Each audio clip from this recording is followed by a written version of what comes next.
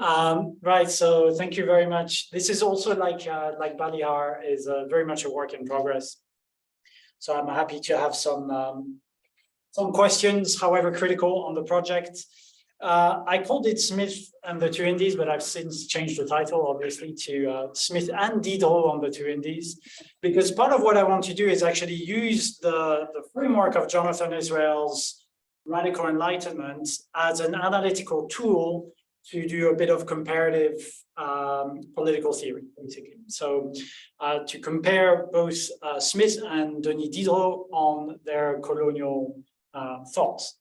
And partly, I think, is, there are many reasons to be critical of Jonathan Israel's main thesis, and they have been published very widely. But I think one thing that's interesting in this respect is to be able to use it as a critical tool to compare two thinkers, right? And to try to see how they might or might not fit within a kind of more moderate radical scale. So we'll bear that in mind and see if that works. One of the things that's very interesting, of course, I think in Israel's thesis, and that sometimes I think a little misunderstood, is that the Enlightenment thinkers are quite radical themselves, even the moderates, right? So even the moderates are quite radical, and I think this is very much true of a lot of the thinkers that he classifies on the moderate wing. So people like Voltaire, but people like Adam Smith as well, for example. So we'll try to remember that the Enlighteners were radicals in their own ranks, but there are some that are a bit more moderate and some that are a bit more radical than others. And part of the idea is to have this kind of left-wing divide, left-wing, right-wing divide. So the radicals would be more on the left and the moderates would be more on the right, even though it's a bit of an anachronism for the 1770s. Obviously, the term only happens about 2 decades later during the French Revolution. But I think there was something to it. There's something in the positioning of social forces that allows us to use this kind of political divide, as long as we understand it in kind of relative terms. So not in absolute, someone is on the left, someone is on the right, but are they more or less to the right of someone else or more or less to the left on specific issues? So on the issue of colonialism, I think that interest in Adam Smith has been, over the past decade, has been growing on Adam Smith's theory of colonialism, his relation to empire, and it's been shown by many, Armitage, Bell, Mutu, Pitts, Ulla Sinche, for example, just to cite a few, how important understanding Smith's criticism of empire is. And one of the things that is striking in this is that, of course, Smith was a very strong critic of the commercial system of the Ancien Régime. So a lot of what he's writing about in terms of imperialism and colonialism is very much on the critical side, and he is a ferocious critic of all the abuses of the East India Company, but also of slavery and West Indian trade in general. So Smith, in particular, was critical of mercantile society, both in the East and West Indies. European mercantile economics had misconstrued where the wealth of nation comes from by mistaking gold and silver for wealth. So merchants used this misconception to secure policies advantageous to them at home, colonial and imperial policies that aimed at the accumulation of precious metals to the detriment of agriculture or manufactories. The greatest crime of a mercantile society was, for Smith, its violation of the most sacred right to employ your own labor and capital.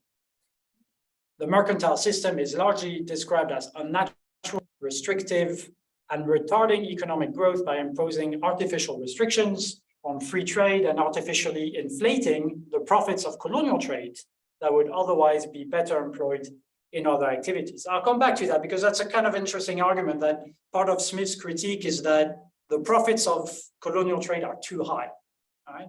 They're too high. So in the West Indies in particular, the mercantile system had given birth to an unjust order, according to Smith. It was based on conquest and plundering of the native populations and on the institution of slavery. Though Smith perceived the institution of slavery as natural, in inverted commas, in that it takes part in the love of domination common to humanity since its beginning. It was no less odious to him than it is for us today.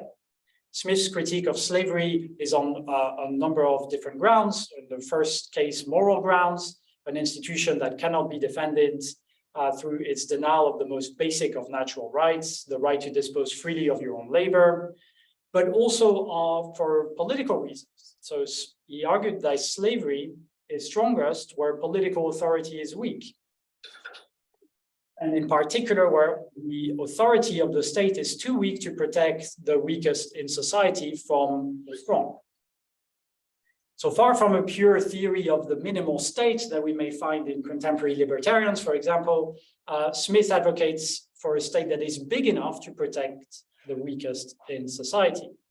In a sense, there are states that are too small, and they are those that allow for slavery. They allow the large landowners to purchase slaves that are otherwise quite inefficient economically. Is very, very adamant on that. So slaves in the West Indies were not the same as the slaves of ancient Greece and ancient Rome. He says they were quite different. They weren't captured in war. They weren't debt slavers. They were actually people that had been bought on credit and financed by the inflated profits of the colonial trade. So that's an important argument, is that it's these artificial inflated profits of colonialism that allow for slavery to exist in the first place, because slavery is an inefficient way of organizing human labor, and therefore it must rely on some kind of artificial boost in order to exist in the first place. So that results in the shocking treatment of slaves, of West Indian slaves in particular, and Smith is very, very critical of the whole institution. The mercantile system, on the other hand, also had benefits for Smith. So it had expanded the world market. It had brought countless new commodities, both to Europe and to the rest of the world. It was conceived as a force for progress. It literally brought people together through maritime travel by bringing the greater civilizations together, of course, European ones, but also China, India, and Japan.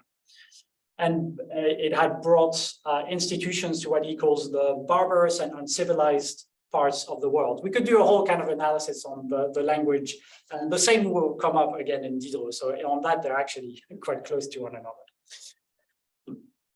But two things are important to remember, and that's the two concepts of commerce and empire in Smith. The former, commerce, being the natural, beneficial, and progress-oriented concept, while the latter is the violent, detrimental to growth and retrograde order. So whenever he's defending international commerce, he's excluding the notion of empire. So anything that is brought about by conquest is excluded by Smith. And so he's, in a sense, he's quite a progressive thinker. He's definitely firmly in line in the Enlightenment as a progressive movement. The distinction, however, and this is the limit of Smith's thought on this, the distinction between commerce and empire somewhat breaks down in Smith when he discusses settler colonies of the Americas. Settler colonialism for Smith benefited from the greatest of liberties. With only a small land tax, no rent, settlers were fully embedded in the capitalist class. They sought profits, they worked for market rates, they sold their goods on the market, they employed labor to achieve their ends, and they invested parts of their profits back into cultivation. It was a large availability of land and its cheap price that made rapid expansion in North America settler colonialism possible and fruitful. Importantly for Smith, profits that were there were actually lower than the profits of the slave trade and the rest of the profits of colonial trade. So the profits that were to be made from settler colonialism were closer to the natural rate of profit. Right? We could discuss what that natural rate is, but we could say around 4 or 5%, something along those lines. Anything above that would be quite excessive. It is thus the abundance of the cheapness of land combined with natural liberty that enabled fast economic growth in the British colonies in particular.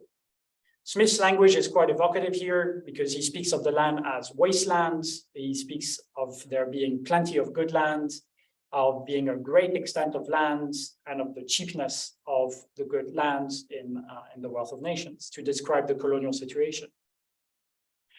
Of course, we know that this isn't quite as simple as Smith portrays, and that this availability of cheap land also relied on some part of imperial conquest. And this is where the limit of his thinking is. So just to quote Richter, who puts it that in British North America, not the fur trade, but capitalist agriculture, whether on family farms or plantations, worked by enslaved laborers, was primary and persistent immigration of agricultural labor was essential to economic prosperity. The result was an inexorable demand for new agricultural land that one way or another had to be expropriated from its aboriginal owners. So Smith's conceptualization of land rests on a kind of Lockean res nullius hypothesis, that the land was empty, and that this emptiness of land made it very different, the situation with the British in North America than it did with the Spanish in Mexico and Peru, because in Mexico and Peru, the land was not empty, and primarily because it had a large agriculture sectors. And so Smith is very dismissive of North American land rights because he says that the land wasn't used for agricultural purposes. So you could work the land, and by mixing your labor with the land, you make it your own. That's a kind of classical Lockean understanding of the acquisition of property. And so Smith in The Wealth of Nations describes North Americans as nations of hunters. And he says that even when they have agriculture, such as the cultivation of corn by the women around the huts, it doesn't really constitute agriculture because it's not a main part of their diet, which consists mostly of hunted animals. I don't know where he got his figures on this from, but that's a different topic. But the conceptual change happens here between conquest and what he calls taking possession. So in Smith, when he talks about this taking possession of the land, it's this mixing of your labor with the land that is supposed to be or supposedly empty. And by mixing your labor, you are able to take possession of it where no other human has previously taken possession of it. And I say this is a limit of Smith's criticism of empire that is otherwise quite extensive on the East India Company, on West Indian slave trade. He's very, very critical. But people like Edmund Burke, for example, much more to the right of Smith, much more conservative in many ways, were also critical of the East India Company. Right? So you have to think of it as a more kind of relative judgment. Like, is Smith to the left of Edmund Burke? Yes, quite clearly. But is there anything to the left of Smith here that is contemporary to him? Was kind of the question that I asked myself. And the answer is yes, there is something to the left. So Diderot is the thinker that I use here. I mean, there are others that maybe could be used. Condorcet maybe would be a good example, but I think Diderot is the most relevant because he was he's not very well known as a kind of anti-colonial thinker, partially because it was difficult to attribute the text to him because they weren't published under his name in his time, but scholars have done the work. Now we know which works were written by him, and importantly, which sections of Raynal's Histoire philosophique des deux Indes, so the philosophical history of the two Indies, which sections of it are Diderot's is very clear now. We know exactly which ones they are. So, so we can use Diderot's writings that are quite more radical actually than Raynal's on the history of the two Indies as a comparison to Smith's, and because they were written at the same time. The first edition of the philosophical history was 1770, and the third edition was 1780. So it's bang on, the Wealth of Nations time. Smith was in Paris in 1766. He had met Diderot there. I have absolutely no clue what they talked about. If anyone knows, please tell me. But my argument doesn't rely on them actually interacting on this, right? These were texts that were written about the same topic at the same time, and that's what makes them interesting. The actual interaction between the two texts is only secondary. And so what do we see? I don't know how long I have, actually. And Keep going, it's great. let's keep going. What do we see in this text in particular, but also in some of Diderot's other texts, is some very similar arguments actually to much of what we find in Smith. So we'll find a very strong critique of the kind of thirst for gold that motivated mercantile society. We find also a sort of very strong critique of French and British and Spanish colonialism, very, very strong defense of the right of some people, including the Chinese, to defend themselves and exclude Europeans from their land. But there are some key differences. And so it's the differences that I'm interested in for this particular project. So like Smith, Diderot portrayed savage man, as he calls it. Beyond the language used, it's a whole different portrait of the native inhabitants of the New World that is painted by Diderot.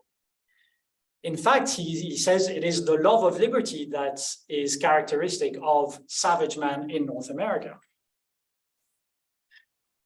Diderot claims that among savages, the love of liberty is much stronger than among what he called policemen. So policemen would be basically the Europeans that had settled these places, who were often used to tyranny and keen to exert their own tyranny on others. So this habituation to tyranny had rendered policemen actually a small tyrant, a small version of the tyrant at the local level.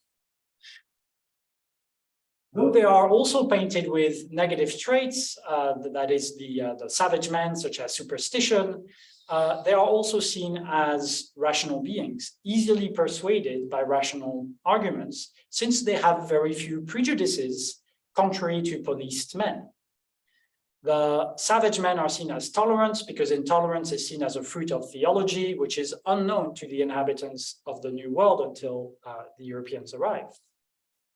In one of his other works, the supplement to Bougainville's travel, Diderot says that paints this rare picture of an island utopia that the French explorer Bougainville discovered in his travels in the Southern Pacific. And so it's very interesting when you read Bougainville's account, it's much less idyllic actually than Diderot. Diderot's supplement is a kind of utopian version of what this island is. The inhabitants are portrayed as happy, shameless, brave, and hardworking. They live by natural maxims. They find it difficult to understand the concepts of religion brought around by Europeans. The endless accumulation of commodities and the separation of labor so dear to Smith are not romanticized by Diderot, who prefers to paint a picture of savage man as being closer to the natural order of things. Against the woods of America, where people roam freely, Diderot paints the picture of our policed states where famine and war are the rule. Freedom of the ancient ways is thus directly in opposition with the prison of modern society.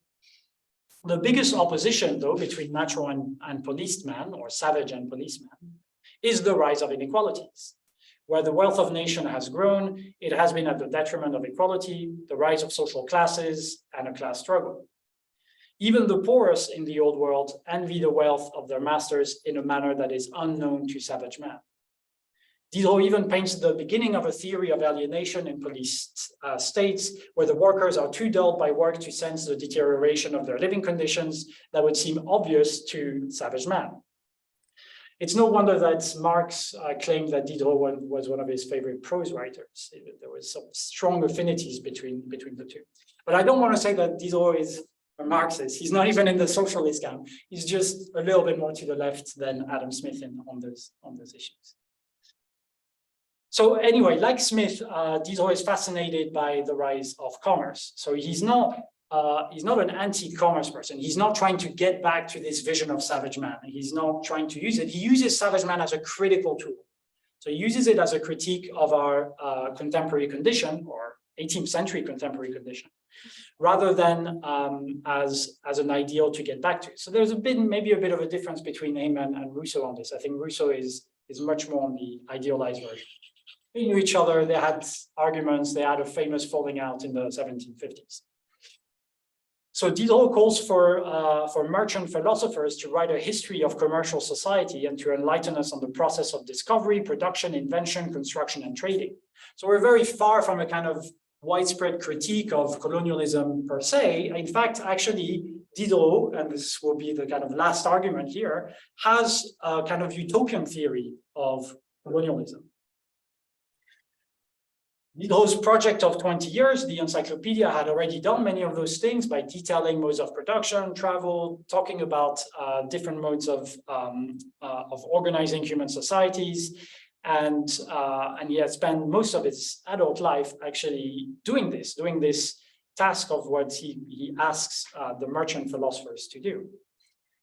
Diderot is adamant that colonies can be a just and valid enterprise, but also imposes strict moral limits on that claim. So in order to understand these limits, he distinguishes between three types of colonies. The first are those that are in inhabited countries, the second in partially populated areas, and the third in places where there are no inhabitants whatsoever. In the first category, so in the inhabited areas, he says that colonialism can only be restrained to one thing only, which is the right to seek asylum. And this right to asylum can be refused by the local population, as had been the case by the Chinese towards European settlers.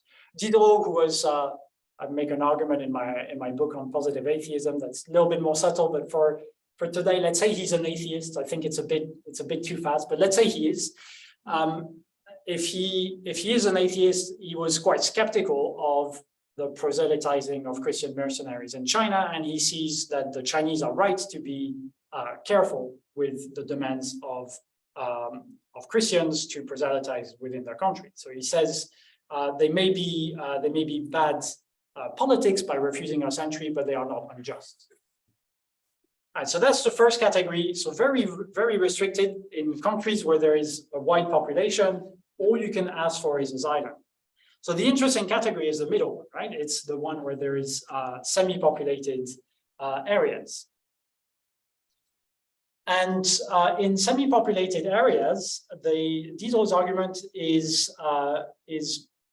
relatively close to Smith in one respect, in that unused land can be claimed by the colonist. But the limits on colonization soon depart from those of Smith. Forests, rivers, and beaches are to be held in common, Diderot claims, with no claim to possession possible in those common areas.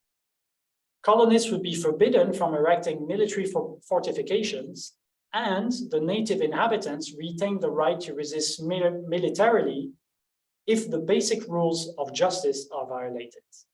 These include, given as examples, if colonists violate the property of the natives, their civil rights, or their religious opinions, or even if colonists attempt to impose laws on the native inhabitants. In other words, none of the existing colonial enterprises of his day, even those of North America, could pass the test of justice imposed by Diderot on colonies in partially populated areas.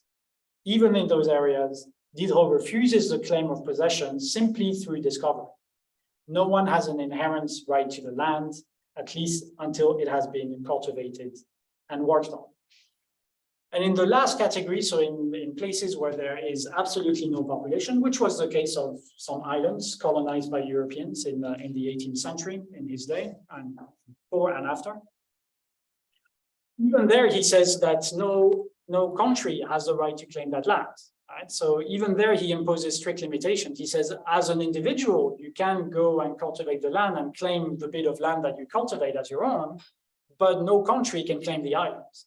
Right? Anyone can go and claim another bit of land that you haven't cultivated. So even in those areas, he imposes restrictions in the third category. Now, on the issue of slavery, I think both Smith and Diderot are very radical. They're very much against slavery. They're very strong critics of the notion of slavery. But one area, and that's one that I'll have to go into because I haven't had time to really look into this, but is that Reynald's history, so including Diderot's passages, was very influential in the Haitian Revolution.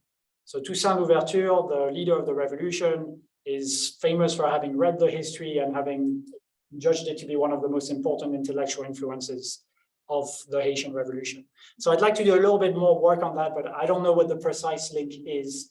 I don't know how closely Toussaint actually read the history, and it's in any case, I think it will be difficult to make a very clear argument that it had this transformative impact. I think the desire for liberty of a slave colony would be enough. You wouldn't have to necessarily read Raynal's history or Diderot's passages of the history in order to make the argument. But I still think that it's an interesting piece of reception. We've had a whole discussion on reception earlier, but that's one of the very strong influences of Raynal's history that today we don't read as much as The Wealth of Nations, written at a similar time on very similar topics as well.